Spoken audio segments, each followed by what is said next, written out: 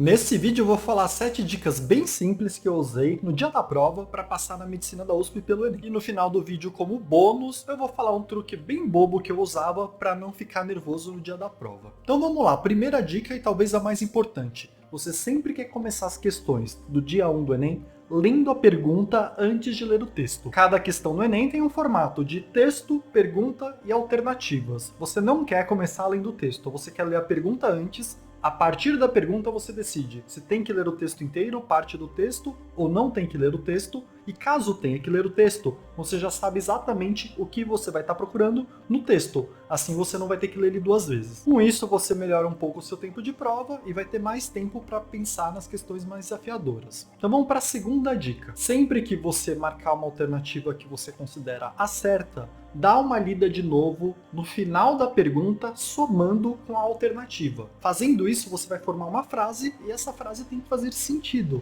para realmente ser a alternativa certa daquela pergunta. Se você leu o comando e a alternativa junto e não fez sentido nenhum, provavelmente você tem que refazer a questão. Então esse é meio que um sisteminha muito simples de ser feito para validar as coisas que você está fazendo durante a prova sem perder muito tempo, para checar se realmente aquilo que você assinalou faz sentido. E vamos para a terceira dica, que é não case com a questão. Se você começou a questão, passou aí de uns 2 minutos e você não tem critério nenhum para decidir na alternativa correta, passa para outra questão. Não fica vários minutos remoendo uma questão, pensando demais, porque isso vai te tomar tempo de várias outras questões. Então, se você está numa questão e chegou num ponto que você não tem como diferenciar entre 2 ou 3 alternativas que aparentemente podem ser as corretas, você primeiro vai reler o comando com a alternativa para ver se faz sentido, que foi a dica anterior, e depois você vai usar a minha próxima dica, que é o seguinte: você vai usar uma marcação diferente na hora de assinalar as alternativas na prova, que é uma marcação para aquela questão que você tem quase certeza. Eu gosto de usar um X na letra da alternativa e uma marcação naquelas questões que você está em dúvida entre algumas alternativas. E aí eu gosto de usar uma bola ao redor da letra. Então, por exemplo, na questão 1, eu tenho quase certeza que é a letra B, eu faço um X. Já na segunda questão, eu fiquei em dúvida entre a letra B e a C. Então eu faço uma bolinha em cada uma delas e antes de passar para o gabarito, eu tento definir qual das duas eu acho que é a mais correta. Às vezes você faz essa bolinha nas 2 alternativas, vai para uma próxima questão e durante a prova você passa a ter mais informações para ter uma chance maior de responder a questão. Então não se apega tanto em de cara dar uma resposta definitiva, mas já faz uma marcação naquelas que você acha que é mais provável para não ter que ficar relendo a prova inteira depois. E aí vamos para a nossa quinta dica, que também é para ganhar velocidade, que é o seguinte: o melhor início de prova é aquele que você consegue fazer mais questões em menos tempo, porque aí depois no final da prova você vai ter mais tempo para fazer menos questões. No meu caso, eu acho as perguntas de humanas muito mais rápidas, na média, do que as de linguagens, porque tem um monte de pergunta de geografia, por exemplo, que você sabe ou não sabe, não tem muito o que pensar a respeito, então você responde em segundos. Fazendo nessa ordem de fazer humanas antes, eu consigo fazer um monte de questão na primeira hora, na primeira meia hora, e tenho bem mais tempo para ficar pensando com calma no resto. No segundo dia, eu priorizo biologia e um pouco de química, porque biologia também tem um monte de questão que você sabe ou não sabe, não tem muito o que pensar, e química tem uma parte razoável de questão assim. Mas isso não significa que você precisa, por exemplo, fazer humanas toda antes de ir para linguagens. Isso é a nossa próxima dica. Se você começou a fazer algum tipo de questão ou alguma atividade na prova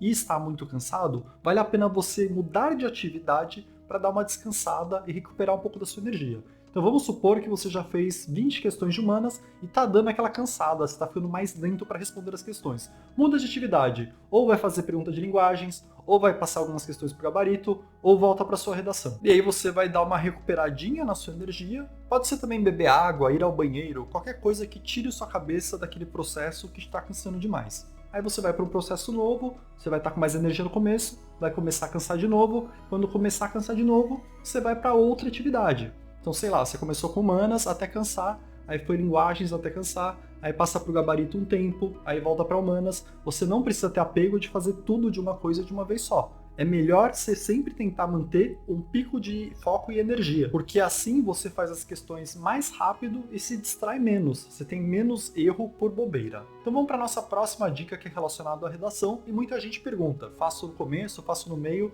Eu vou dar a minha opinião aqui, mas isso é muito pessoal. A minha opinião é: se você está usando redação coringa ou sabe fazer sua própria redação de um jeito muito rápido e com confiança, eu faria de cara na prova para tirar isso da frente e não ficar me estressando durante a prova com essa pendência.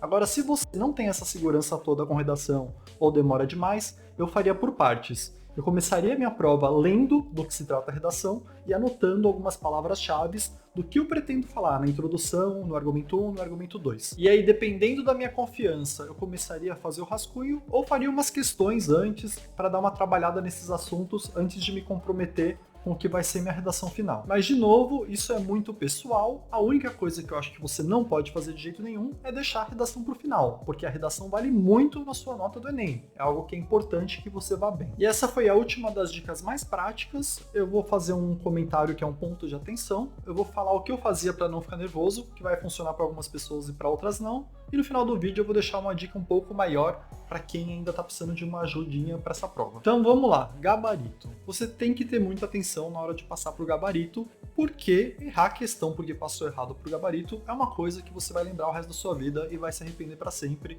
É o que mais incomoda, você errar uma questão que você sabia porque você simplesmente anotou errado. Então não dá para fazer de qualquer jeito, você tem que prestar atenção. Não deixa para fazer todo o gabarito no final da prova. Vai fazendo algumas pausas de descanso durante a sua prova para passar algumas questões para o gabarito para você ficar tranquilo, no final não ter que sair na correria marcando tudo errado. Pessoalmente, eu gostava de marcar de 4 em 4 ou 5 em 5 questões no gabarito com dupla checagem. Ou seja, antes de assinalar para valer, eu confirmava se aquilo que eu vi era a mesma coisa certa. Como que eu fazia isso? Eu pegava a prova e decorava umas 4 questões seguidas. Sei lá, A, B, D, C. Aí eu colocava um microponto no gabarito, nas alternativas corretas que eu tinha decorado.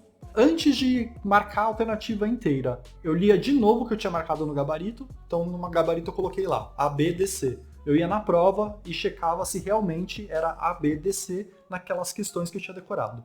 Com isso, eu dava uma dupla validada de um jeito rápido antes de preencher o gabarito para valer. E eu fazia isso porque eu errei durante a minha vida muitas questões na hora de passar para o gabarito, então eu achei que eu tinha que desenvolver um método para eu validar 2 vezes para não fazer besteira. É um método um pouco mais demorado, se você não tem esse problema, você não precisa fazer algo assim. E de novo, o jeito que você passa pro gabarito é muito pessoal, faz do jeito que te dá maior confiança. Então vamos finalmente para a parte de como não ficar nervoso na prova. Eu tenho um truque que eu usava, que funciona para mim. Eu sei que não vai funcionar para várias pessoas, mas eu acho que vai funcionar para várias pessoas também.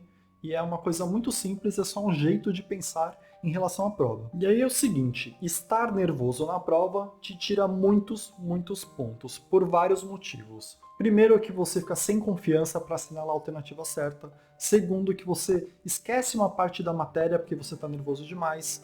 Terceiro, você fica muito distraído, então você faz mais erro por besteira.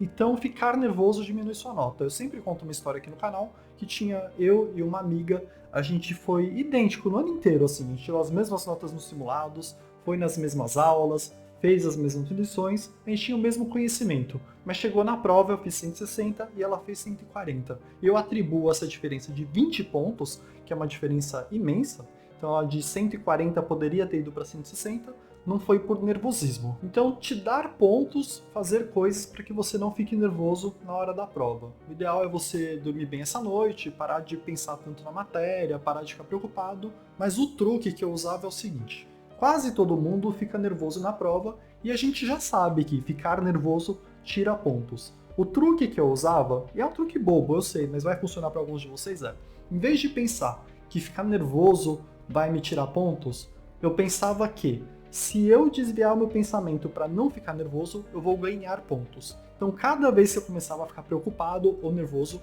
eu simplesmente começava a pensar em outra coisa, me falando que só de estar mudando meu pensamento para essa outra coisa, eu estou ganhando uns pontos a mais. Então, na minha cabeça, era o seguinte: cada vez que eu simplesmente desviasse meu pensamento, eu estava passando na frente da minha concorrência. Eu estava aumentando minha nota só por pensar em outra coisa que não seja o estresse e o nervosismo da prova. Isso funciona para mim, eu acho que vai funcionar para alguns de vocês. E a minha última dica desse vídeo, que é para quem tá meio sem ferramentas aí para bem na prova, acha que deveria ter estudado mais, é um vídeo que eu fiz recentemente, que eu te ensino a responder várias questões sem saber a teoria. Então eu vou deixar aqui no final. Eu acho que se você viu pouca teoria durante o ano, é um vídeo que ainda vale a pena você dar uma olhada. Então por hoje é isso, eu espero que esse vídeo te ajude bastante e obrigado!